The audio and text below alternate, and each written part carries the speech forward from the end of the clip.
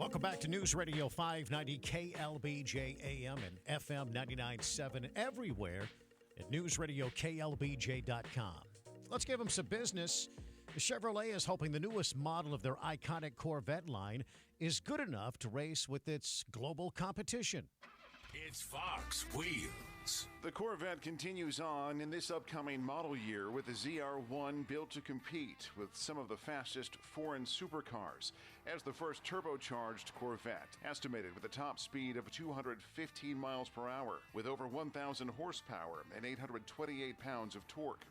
It's not a good sign for electric vehicles as the EV market may be losing a new player. Buick's first electric vehicle being delayed by parent company GM. The Chinese-made Buick Electra E5 would have been released this year, but GM CEO Mary Barra telling analysts about the delay and says that while the market is growing steadily, sales of EVs have slumped compared to a few years ago, as GM's competitor Ford also announcing that it too is changing gears on their Ontario, Canada plant from producing EVs as expected to now more Super Duty pickups. That's Fox Wheels. I'm Jeff Manasso, Fox News. Subway sandwiches, they started phasing out their $5 footlong sandwiches a decade ago. But these days, other fast food chains have revived the $5 price point, hoping to win customers back. Well, as many restaurant companies prepare to report their second quarter results, investors are expecting to hear those diners are visiting those locations less frequently, and the sales have turned a little sluggish with a few exceptions, such as Chipotle. In hopes of lifting the results for the next quarter, chains such as McDonald's, Taco Bell, Burger King, and Wendy's have unveiled and revived meal deals with that $5 price tag, hoping to lure more customers back. It is 5:51, and with the look at your money, here's reporter Jessica Ettinger. Wall Street opens this morning for the final 3 days of July trading after a Friday rally, capping off a volatile week last week.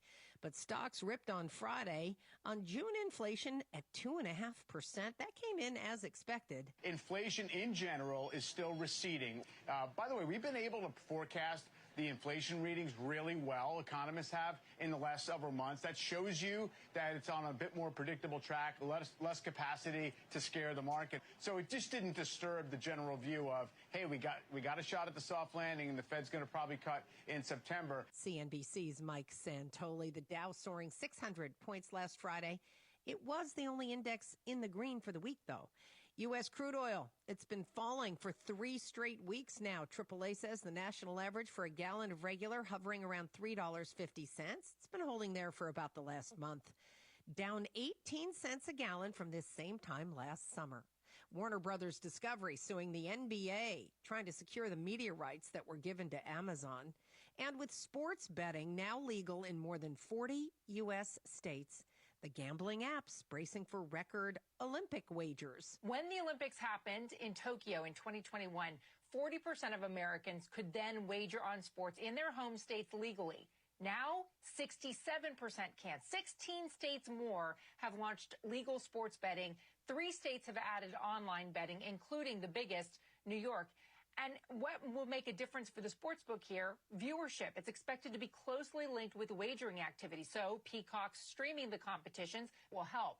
Also, star power should boost betting. You've got LeBron James, Katie Ledecky, Simone Biles all out there and in front of the cameras. If you just want to bet on the USA, FanDuel and DraftKings are both offering even odds right now on USA's over-under medal count. CNBC's Contessa Brewer. This new Disney Marvel movie looks like it could break some records. Yeah, it could be the movie of the year.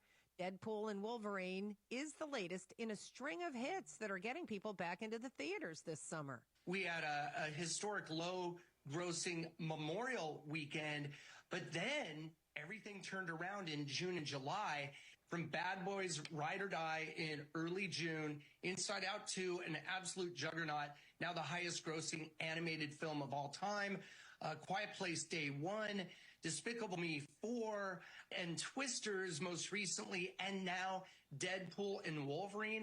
Movie theaters are on a roll. ComScore's Paul DeGarabedian on CNBC. On today's watch list, we get some earnings from a biggie, too. McDonald's, plus On Semi, Sprouts, Tilray, and Phillips. That is reporter Jessica Ettinger. The creators of artificial intelligence, they're now seeking to make their own search engine. Fox Tech. Google has been trying to bring artificial intelligence to its trademark search. But what if we brought search to AI instead? Google has been integrating its own AI creation into Google Search, hoping to make the search results more contextual and relevant. Microsoft is doing the same with its Bing search engine, partnering with OpenAI, the makers of ChatGPT. OpenAI, however, is also working on building its own search engine that makes its artificial intelligence do the actual searching for you, accessing the internet in real time as opposed to using indices. In some published examples of Search GPT, as they're calling it, the results of queries are presented with summaries and short descriptions with links for you, the user, to find more. So far, it's just a prototype, but it means there's another player in the search business, something Google has long dominated. With Fox on Tech, I'm Eben Brown, Fox News. It is 5:55. The Todd and Oz Show.